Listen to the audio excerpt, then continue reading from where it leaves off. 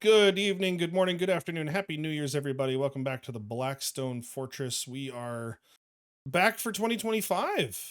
Exciting. First episode of the new year. Yeah. Yay! Woohoo. I am, as always, your host, Chris, aka Snowy Night Owl, joined currently by Coda, aka Limerick, and Ryan, aka Ryan. Yep. We're chilling. It's just the three of us for now. I think Nate is going to be joining us a bit later. He ran late coming home from work, but we can still talk 40K. You know, we have voices. We will use them. Maybe not appropriately, but we'll use them. That's Um, really what I do. yeah, we had a couple of things planned to talk about for today's episode. Um, the timing of this is phenomenal because the new Eldari Codex has just dropped, which I know Coda is very excited about, despite not playing Eldari. Doesn't pre-order drop on Saturday? Well, I mean, dropped as in been announced. Yeah, okay. And people are already starting to leak. Well, not leak. They've been given preview copies. Yeah. Well, yeah, I mean, Goonhammer will have their article up on Saturday. So I mean, I don't know. I'm excited because the new codexes are always fun. They shake things up competitively. Well, Dari's looking to shake things up a lot given the preview articles. Yes, they do.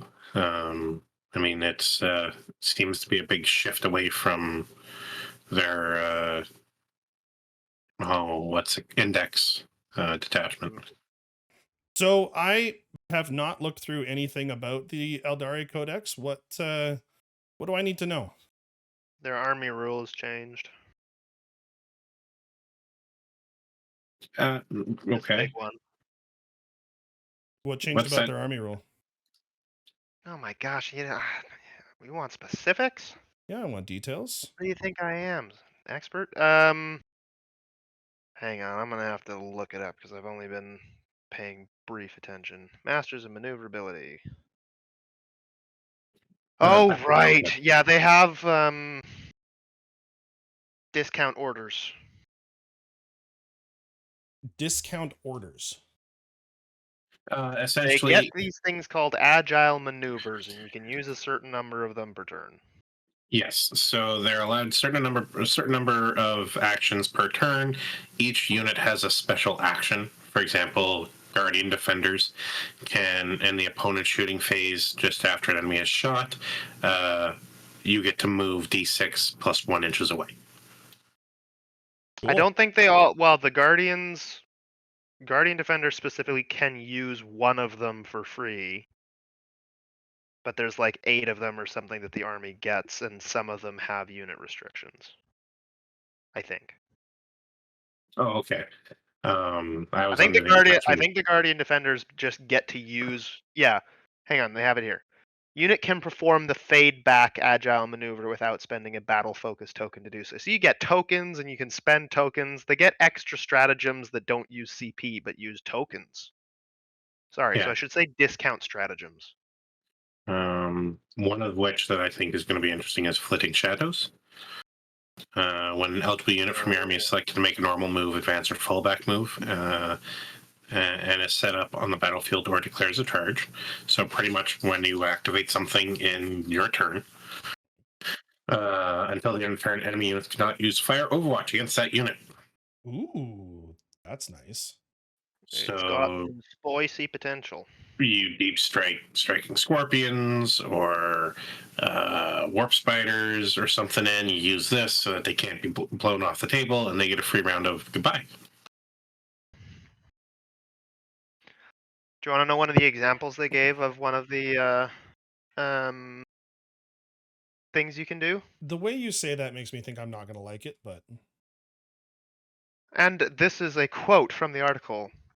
Have you ever wanted to see a fire prism zoom 21 inches across the battlefield and blow something to smithereens? We no, have. no, no.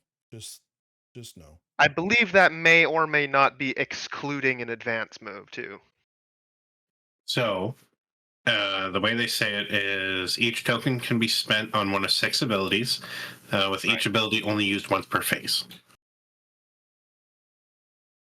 So So, it's I mean, I mean, discount I strategy. do like it more than the fate die, but Yeah, well, Fate Die are but, just a detachment rule now. yeah, now you still get them in a detachment. yeah, but a detachment's better than army rule. Uh, True, I This agree is with true. that. I like what they're aiming to do with like, because they're trying to make it that you go with the whole like all Eldari are fast and kind of tricksy. I like that. I just think it's an overly complicated thing that basically just replicates the stratagem CP system. Also, fate Personally. die have changed.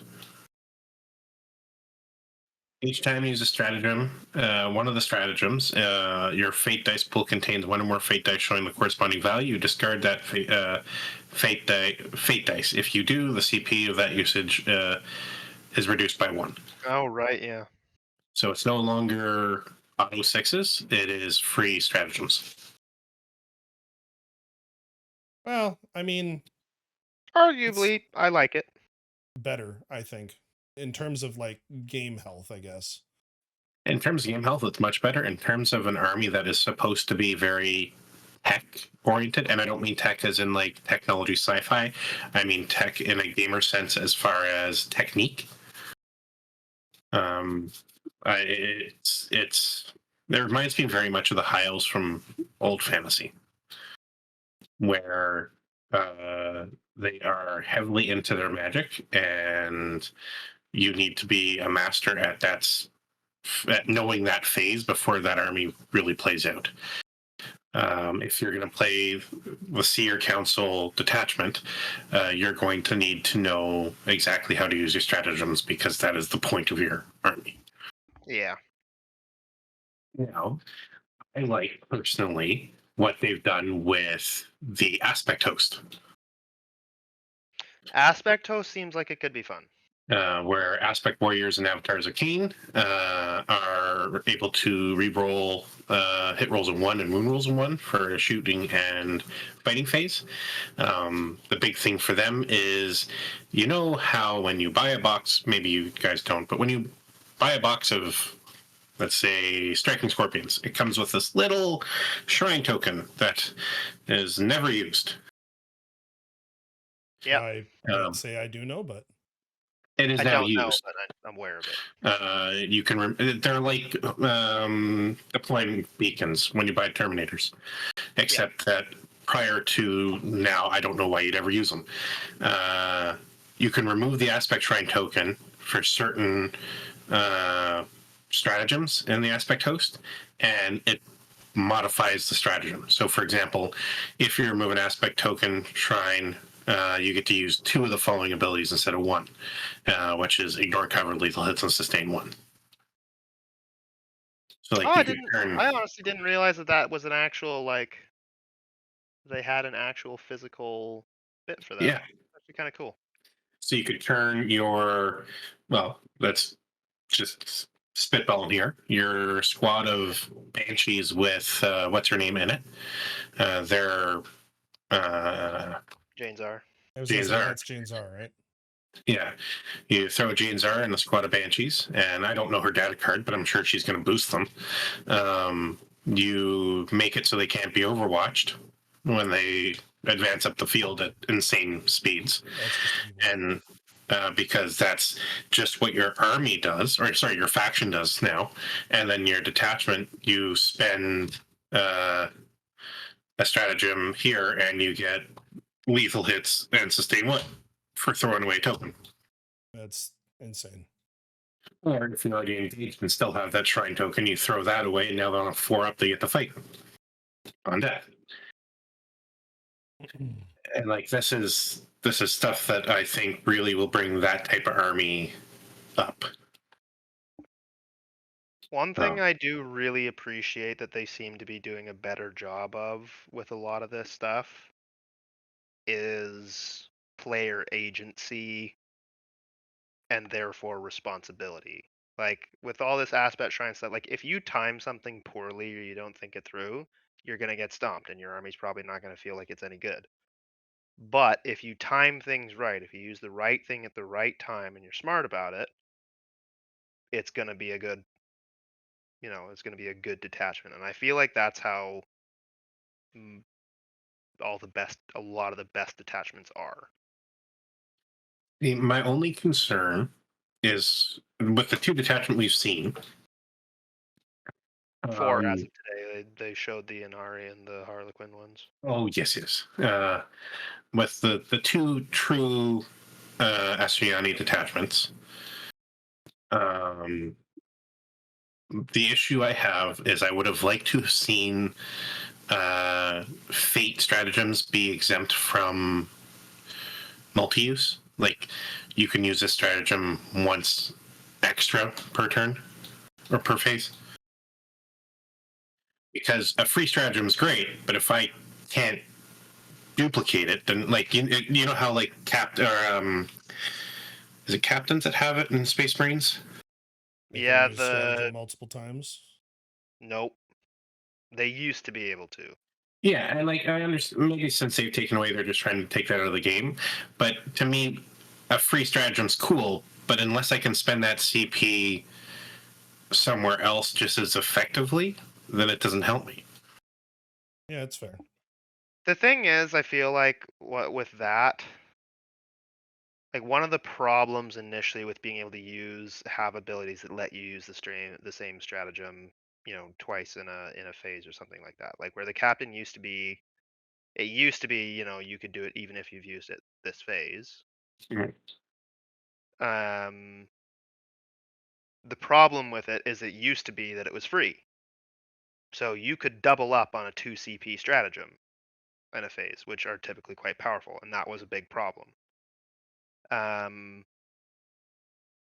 So it was kind of like they did the whole thing where they got rid of being able to use the same stratagem multiple times outside of like specific call out stratagems. So there's the units that are like you can use this stratagem even if it's already been used, which is to my knowledge mostly for stuff that has like core stratagems. So the one that comes to mind for me is the Tyrannid Lictor has it where you can use rapid ingress for free even if it's already been used. Okay.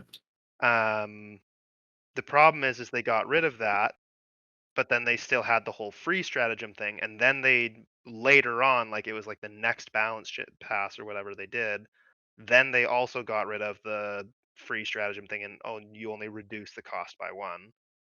So it was kind of like it got like the double whammy. It was just spread out, and now like there's a lot of time I have a Space Marine list. I don't have a captain in it anymore because they're just genuinely not valuable, especially Hello, other point.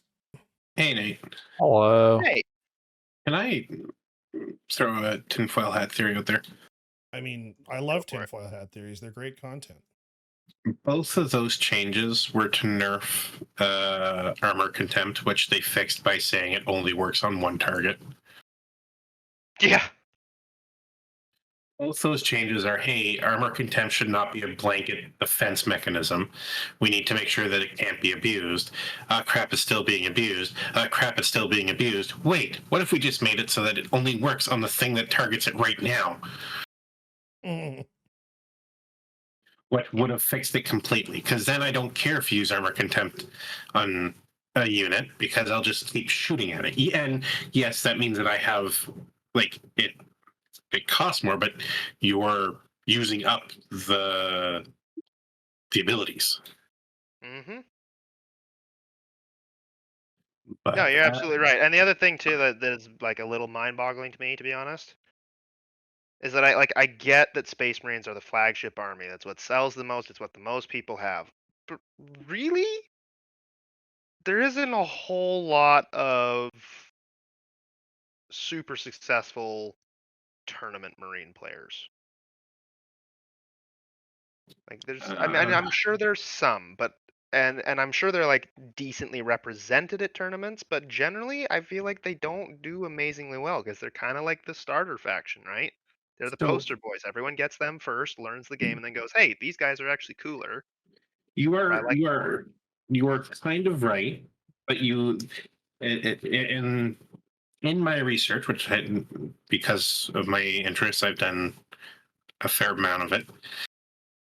The data bias that comes with that is almost the exact opposite of what we see with gene stealer cults. So few people play gene stealer cult that one person that's amazing at it skews the scale. Yeah. Mm-hmm. It's a sample size So problem. many people play Space Marines that the good guy, like the really good players, get drowned in guys that go 0-5 because they really Yep. and again, it's the guys that go 0-5 because they want to bring, an army of Blade Guard. Yeah. Which cool, but you're not going to do good things in a tournament. I don't care if people want to run flavor lists, and I don't care if people want to run sweat lists, as long as you're running the thing to try and get the objective you're waiting for. Yeah, and like for me, it's what I look at when I look at data is I look, so you can't just look at win rate because that really does skew based off how many people play it. Mm-hmm. Yeah, I look at how many people go 5-0, 4-1 with them. And Space Marines for a while had a very high amount of those guys out of the total group. But it's because Space Marines are a Swiss Army knife. They might not be the best at X, but they're going to be better at X, Y, and Z than any other army. And it's their reliable army, and anybody who wants to get into the competitive scene, your most forgiving army is going to be Space Marines. So like, yeah, they get a lot of heat and attention, and I don't think the two changes they did prior to the armor contempt changes were good changes. But I just, like I said, back to it. I'm looking at one of the Seer Council, back to the Asviani Codex, where your opponent shooting phase just after you select a target, you get to spend a CP. Until the end of the phase, your unit can only be selected to be the target of a range attack if that target is attacking within 18 inches. So a bit worse than stealth, right? Well, I mean, for anyone who's played Mark, they know that can be pretty crazy still. Oh yeah, but you get a free psychic shield if you roll a 6 on your fate die. Yeah, Which is cool. What I'd like to see is a second psychic shield, because it's nice that it's free, but it's already a nerfed idea. It's a nerfed stealth, and or is it stealth or lone operative? Stealth is -1 to hit outside, isn't it? Yeah, so it'd be lone op if it's Yeah. just you can't shoot. So I mean, it's a nerfed lone operative, which is still very strong. But I'd like to like, this is this is the bread and butter of your army. This is the detachment rule, and it doesn't do, like, I don't know. To me it needs something else. So But I'm curious maybe, then what you would change. How would you fix it? like I said, I would say to a maximum of 1 extra use per phase. Fate dice let you cast the stratagem for -1 CP. So, or let's like for example, psychic shield's 1 CP. If you use a fate dice, it becomes 0. Well, let's say there's an enhancement out there, because we don't know what the whole enhancements are. Let's say there's an enhancement out there that if you're super psyker elf person is out on the table, you can cast a second stratagem at +1 cost. Like, the ability to cast a free stratagem seems to be lackluster when the stratagems that I'm seeing are watered down other abilities. Like, one of them is just an upsy downy that the Swooping Hawks already have.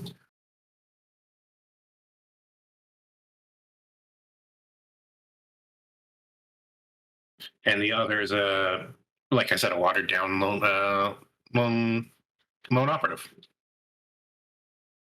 But we'll see how it works out. I could be wrong. I don't play the Asciani. Maybe they don't need the extra stratagems. Maybe they just need the extra CP so they have multiple stratagems that they can use in a turn in a phase. Who knows? Yeah, I mean, I've But never played them, so I have no idea. and with them being brand new detachments, they'll have stratagems that don't exist right now.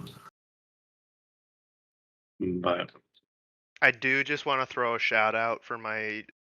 I put it in our chat in our group chat already, but I gotta get it on the podcast. A shout out to the article that got posted that was by a guy who plays Drukari, and it's like, oh, you want to have scourges? Why buy actual scourges? Because they're old and the Drukari have less than half a range that you can actually buy. Just buy the new swooping hawks and use them as scourges. You play Drukari? Just buy Eldari and paint them black. That's You'll such probably get better models and have more range to actually purchase. why do they do this? They hate us. No. I'm looking at the detachment roll for the Harlequins.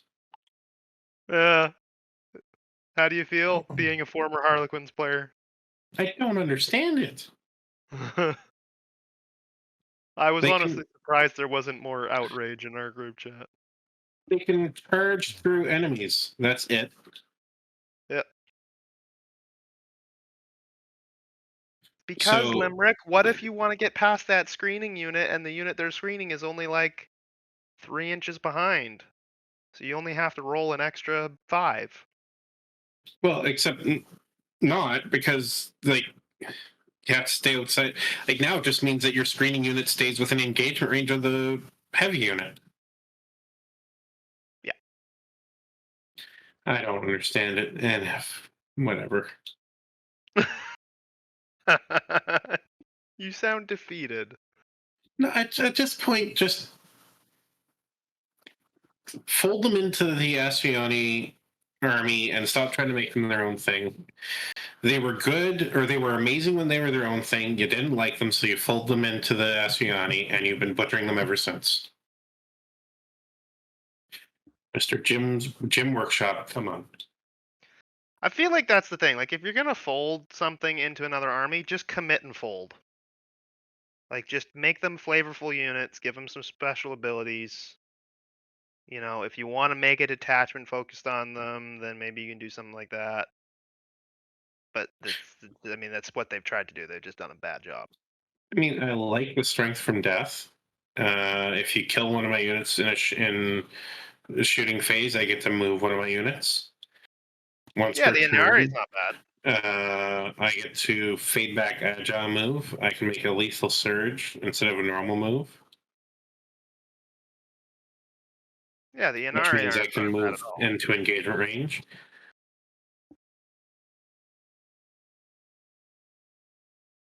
And then Terrible me to say frick. that I think the Gene Stealer cult should get the same treatment and be folded into Tyranids.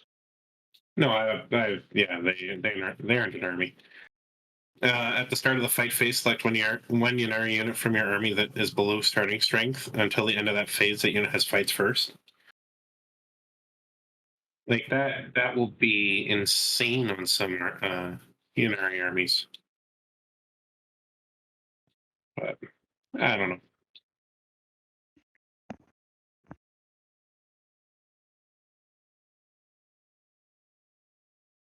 Well, Yanari, Eldari, G-Dub not printing more Drukari. It's I don't know. I think like that just makes it Tuesday. Pretty much. I did want to though. Coda had brought this up. There's a good question that I think we want to dig into. And that is a quick New Year's wish list for a hobby wish list. So, what did you figured? What three wish list items on a hot take? Yeah, and something that we can sort of keep track of, and at the end of the year, be like, "Hey, did we get what we want? And was the hot take really that hot, or did something bigger happen?" Yeah. Well, you know what I'm going to do is I'm going to be a bit of a jerk and I'm going to make Nate go first. Hey, Mostly I'm not because prepared at all. he was not prepared at all. So that's exactly why we're making him go first. We're going to get the God's honest raw truth out of this man. Okay.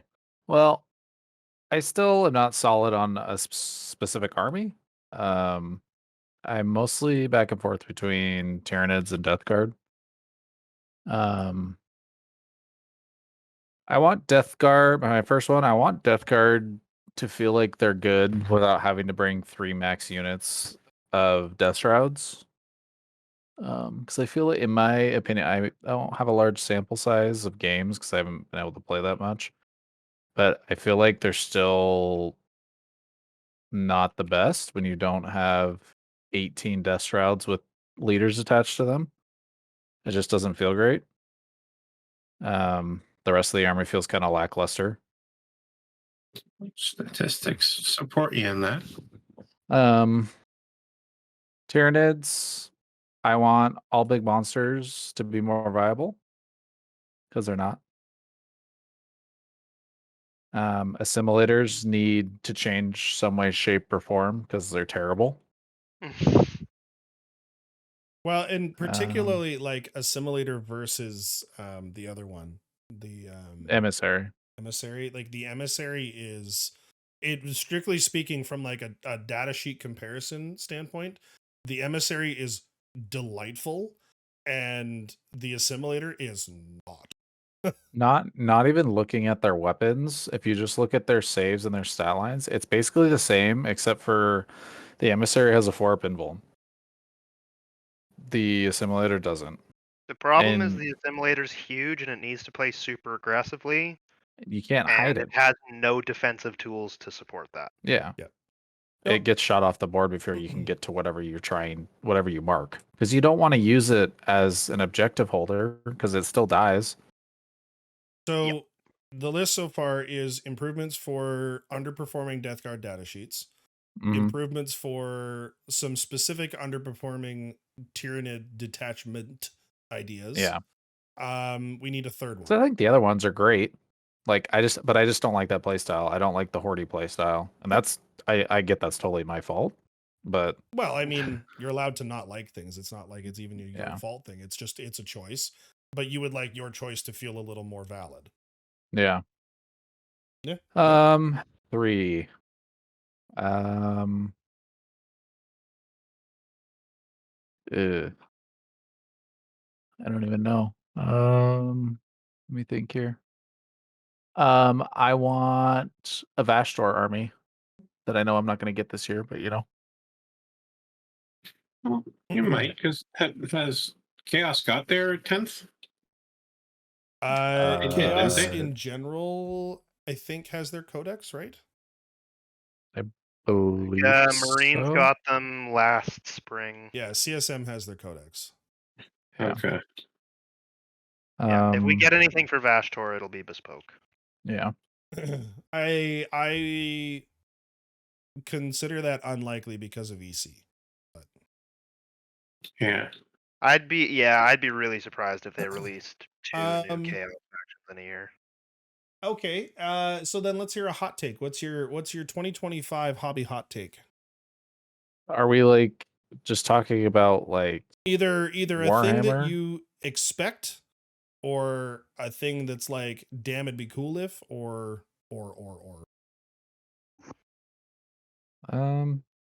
Let's see. What would be cool? Hot take. I think Snowy's gonna swap armies 3 more times before the year ends. Oh. Still at that. All right. I like that kind of hot take. And I think he's gonna sell some of his IRL models and then realize he's made a horrible mistake because he's already talked to me about it. Okay. I have since reconsidered the message that I sent to you. I have a different headspace on it right now. See, that's what I'm saying. I guess it's not so much of a hot take because it's gonna happen, but It's not okay, listen, I'm gonna take the spotlight next. I'm gonna lead. with my hot take, and my hot take is that I'm going to take Chaos Knights to LVO 2026. Ooh.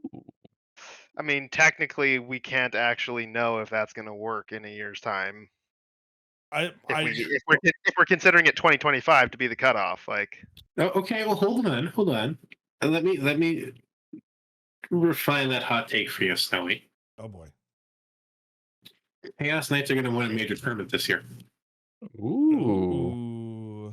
I think they're really solid on where they're at. Honestly, the Christmas And their buffs codex feel is coming. really good. Like, I'm undefeated since the Christmas buffs within my little circle. And Except for Coda, but Coda doesn't count. Sorry, I have chain fists. Goddamn chain fists.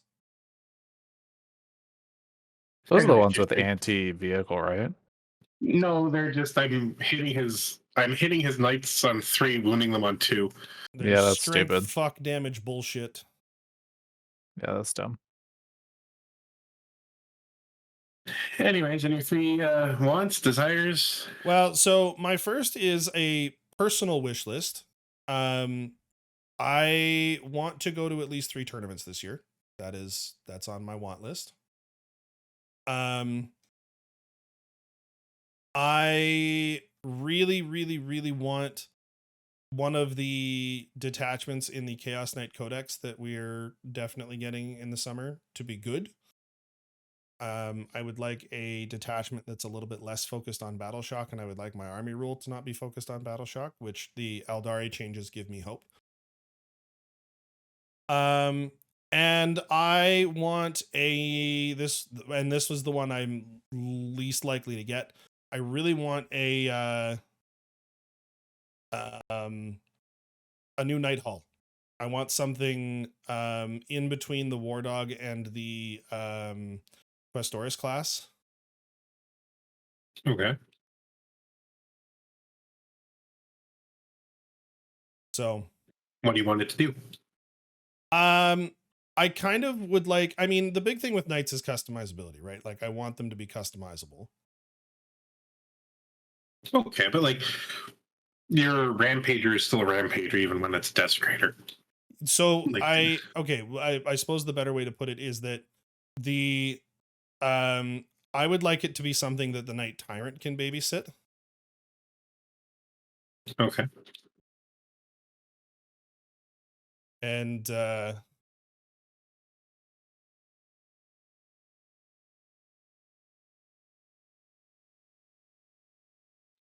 enough. Hold on, he's fighting. Sorry, I'm doing a thing. Okay.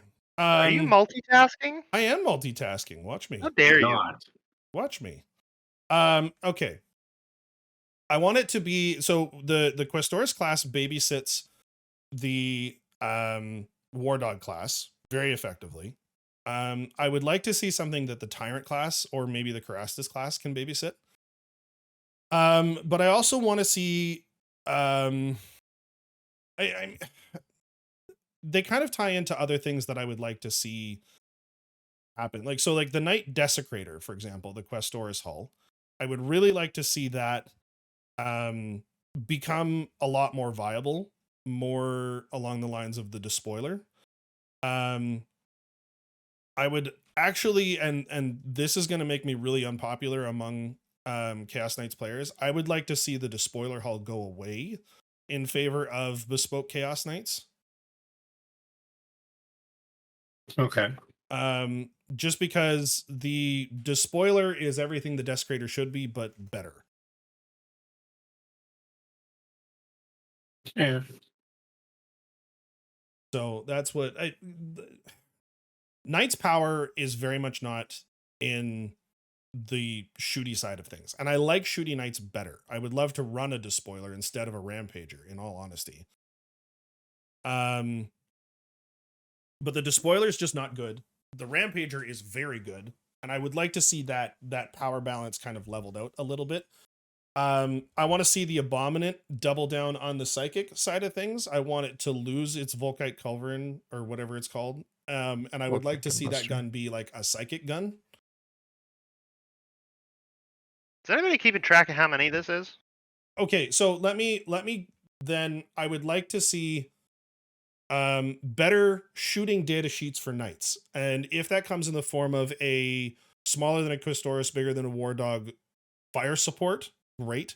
If it comes in the form of improving the shooting profiles for knights across both the Desecrator, the shooting profile for the Tyrant, which I know a lot of people are like, it's the only good profile. It's not. The shooting version of the Acastus even. I want shooty knights to feel better. Okay. Okay, that's one. Well, so like that's my three. That's Is the that third. I want to go to at least 3 tournaments this year. Oh, right. Um, Okay, yeah. I want a not battle shock focused army rule. Like I want my army rule to not be on battle shock. And I want better shooting data sheets for knights, be that new data sheets or improvements to existing ones. All right. All right. So Realistic. and my hot take, I'm gonna steal limericks because it has to be for 2025. Chaos Knights are gonna win a grand tournament. I'll be on the lookout Okay. for that. All right, Mr. Competitive, why don't you go next? Since you already gave me my hot take, I want to hear yours. Okay. Well, my hot take. I'm debating on two. So let me give you my three wants first. My Okay. first want is I want an expansion on World Eater line. New I'd models. like to That'd be see specifically a jump pack model cool. Ooh, assault would be nice. and Juggernaut Cav. Oh, just from a model standpoint, not from a real standpoint, because fuck world eaters. Those both sound incredible. Yes. The second one is I want to see True Skilled Grey Knights. My dad is a huge Grey Knight fan, and all the new Space Marine models coming out that are true scale. I mean, it has to be done right. It can't be an upgrade sprue where it's just like, hey, use this upgrade sprue and upgrade a normal Terminator box, because Grey Knights have special armor and everything. Mm-hmm. But it needs to be done. Castellan Crow's upscaled, but he's the only one. And it looks odd. And last, much to the chagrin of Chris, I want another Loyal Primarch. No more Primarchs. I don't care. Like, okay, to Yes, fucking Tyrant, it's more. assuage the no hashtag no Primarchs. I don't care if he comes back in just the lore. I don't care if he comes back as a limited well, hopefully not loaded run, because I never seem to get those, but as a like a centerpiece figurine. I don't care whether it's Russ. I don't care if it's Jagatai. I don't care if it's a one-armed Dorn. But one of them needs to come back. And then my hot take. I guess my hot take this year is going to be that we will get the edition or 11th edition announcement in the fall, and they are going to go back on half the things they've done. I think you're going to see a return on the psychic phase. I think you're going to see a return of directional armor. You know what? You know what is a total hot take that I'm sure a lot of people are going to hate, but I actually would kind of love. I don't want Scattered Ice back, but I do want Blast and Flamer templates. Yeah, I think we're going to see 11th be more that direction. And if I can steal a couple more minutes, just because the second hot take I think is more prevalent. Oh boy. Yeah, two. I do have two, and this one is not GW related. That's why I think it's prevalent. Okay. I think August, I think we will be wondering whatever happened to Trench Crusade. Yeah. Ooh. You don't think it's got the staying power? I think it's a flash in a pan because it had a really, really cool backstory and people knew how to flaunt it. And they did a really good job marketing it, sending it out to the right people on YouTube and everything. I have yet to see, and the rules are out there. I have yet to see one league pop up in my area. Yeah, I'm. Not having a product with that push has made a lot of people go, "Well, I'll just proxy this," and then realize, why don't I just play what I'm proxying? I'll just use Krieg, or I could just play Krieg. Exactly. Yeah. Anyways, those are it. All right, and last but not least, I know of a couple of non-hobby wish list items that Ryan has, but we don't necessarily have to discuss those here. Yeah. Yeah, those are down the line.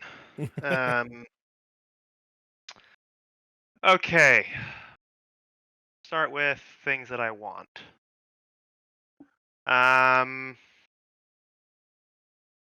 One thing I want, just because they're not even necessarily my faction, but I think they're awesome, and I think they're generally good in whatever way they're represented. I would like a Votan expansion, because I just think they're such a cool opportunity, and having revisited I've just been revisiting some of their stuff from when they came out and stuff like that, and like the whole like they're not just dwarves in space, but really leading into the whole like frontiersman explorer thing. I think is a super cool take, and I think there's a ton of potential there. For I honestly, I mean, say what you will about their helmets, that's a different discussion. But for the most part, I genuinely think they have one of the coolest model ranges in the game. It's just tiny. Mm-hmm. So that's number one, Votan expansion. Number two, and this is gonna sound. You got to hear me out on this one, okay? Uh-oh. I want more, like Space Marine chapter specific stuff. So Like even Siege looking at Almost? like the Dark Angels, right? Why didn't we get a new Interrogator Chaplain model? Like that would have been fantastic. You know, why didn't we get new Ravenwing stuff? Like there's just a lot of opportunity there. And I think all of the chapters have opportunity for that. I think with them kind of expanding into the Traitor Legions more is a good thing. And expanding on that, basically, I want them to lean more into sort of like the unique identity sub faction thing, but I want them to do it with more than just Space Marines. So something that would be really cool, and they don't even have to lock. Like I don't love the idea of necessarily locking it to like, you know, if you're playing Dark Angels. I know it make with Space Marines and Traitor Legions, it makes sense to lock it to sub factions, but like for orcs, it'd be really cool for there to be a couple of unit options that are like clearly Bad Moons or clearly Goths or clearly Blood Axes. You know, stuff like that. Tau have that a little bit now with all of the Kroot expansions. But it'd be cool for them to, you know, lean into more of like the far sight stuff maybe, or get more Vespid stuff. That kind of a thing. So I think just like basically expanding model ranges to be a little bit more unique and expressive for each of the factions. Because I mean, Space Marines are the obvious example there, but I think there's a lot of opportunity there otherwise, and I think it'd be super cool because I would absolutely love to load up on a Bad Moons orc army because Bad Moons are the best. Also Blood Axes, but anyway. So expanding into sub faction models. I guess we can boil that one down too. The third one I'm going to say is very specific, and it's because Colleen and I are. She's trying out a new list, and this is her first list that is like 100% just her. Like I didn't help with it at all, other than answering a couple questions. And she like did all this stuff anyway. But objectively speaking, regardless of how good they are, the Cerberus units for AdMech are freaking awesome. Like Metal Horse Cowboy, Cyborg Cowboy Men is so cool, and they deserve to have a character. So I want a Cerberus character. That's my third one. Wait, like a character version of a Cerberus unit? Yeah, like something that can lead Cerberus Raiders or Sulphur Hounds. Yeah, okay. That's a cool one. I like that. A character model for Cerberus, because I mean, I don't know. Maybe it's inspired a little bit by like the Lord Solar and the new guy for Krieg. But awesome leaders on horses are cool, and it'd be even more awesome to have like a martial, Skitarii martial guy on a big old metal horse. That would be cool. Okay, and sorry, I lost count. That's 2? That's 3. That's 3. Okay. Summarize them for me again, because I have a terrible memory. Range expansion for Votan. Yes. General range expansion for sort of sub faction, more unique right. Okay, yes. across the board. Votan, And then specialized sub ranges and characters for AdMech. yeah, I apologize for muting. My cat decided it was time for me to not speak anymore. Yeah, cats do be like that. So yeah, I'd want to play Votan if their range expanded. Well, we know almost for 100% that they're getting a range expansion. It's just not going to be until like later this year. Okay. Like I mean, if it's this year, I'll take it. the general consensus among Votan like internet forums, which I still kind of lurk, is like between October and December they'll get their codex and their range expansion. I get the feeling they're going to be one of the last ones before 10th. Yeah, but hopefully that means that they're coming into 10th in a solid position. Yeah. Yeah. So, and did we get your hot take? No hot take yet. No hot take. Well, give me a hot take. Here's Make it we're spicy. gonna do a hot take, okay? I mean, it is what it is. Hot take. Games Workshop, like I know they do Battle Force box sets and they do all that stuff. Games Workshop should do more than like just one versus launch box for an edition. And they like, I know Space Marines the poster boys. Put Space Marines in the launch box, but do like a yearly battle box and do the non-launch ones with non-Space Marines. Like give us Votan versus Orcs, because I know Votan are new, but from what little lore they have, they hate the Orcs, and it's the classic Dwarf versus Orc thing. Like, give us Eldar versus Necrons. Give us something that isn't Space Marines and has a cool Battle Force box. Like, they could have done that with Pariah Nexus, and they didn't, and we deserve it. Also, it's a great way to expand your hobby, because that is literally how I got back into the hobby, was buying the Dark Vengeance box set with my other brother. Remember that. I remember painting most of it for you. Or no, for I painted our other brothers. Yes, you painted his Dark Angels. I did all of my own stuff. I just murdered yours. Hee. Hee.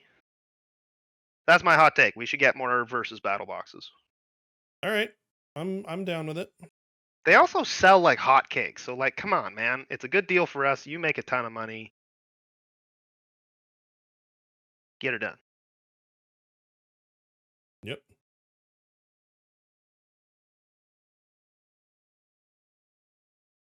Yeah, no, I think it's all good. Those are good things.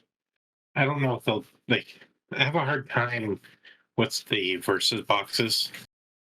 They are a great way to get people into the game. They're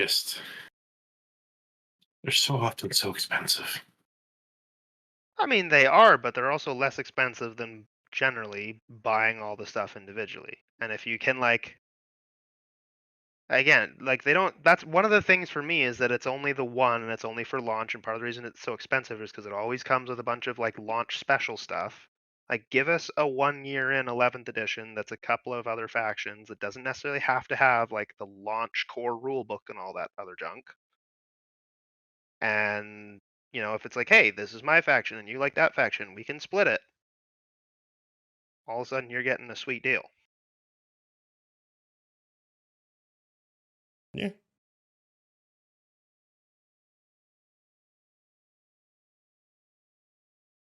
All right, cool. Well, I mean, this will be a shorter episode, but anybody have any final closing thoughts? I'd actually like to paint my emissary this year at some point. Yeah, we gotta sit down and get you on a video call. Yeah, just wedding and shit. Meh, weddings.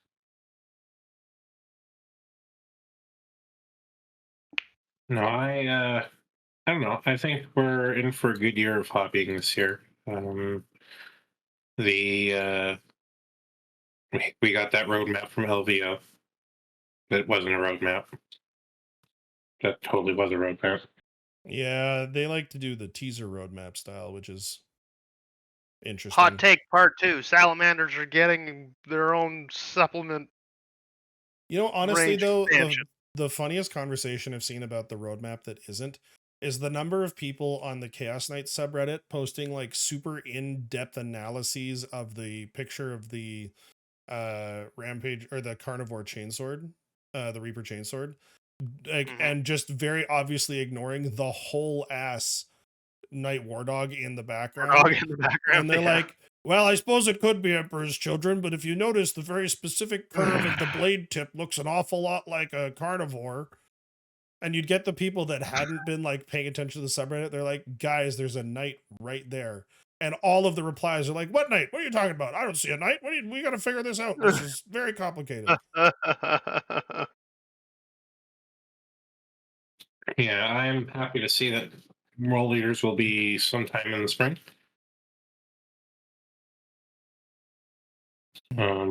Also,